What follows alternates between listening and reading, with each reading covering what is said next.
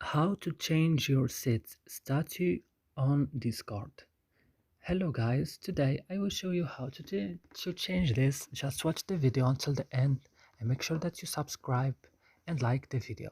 So let's start. You go first and you open Discord.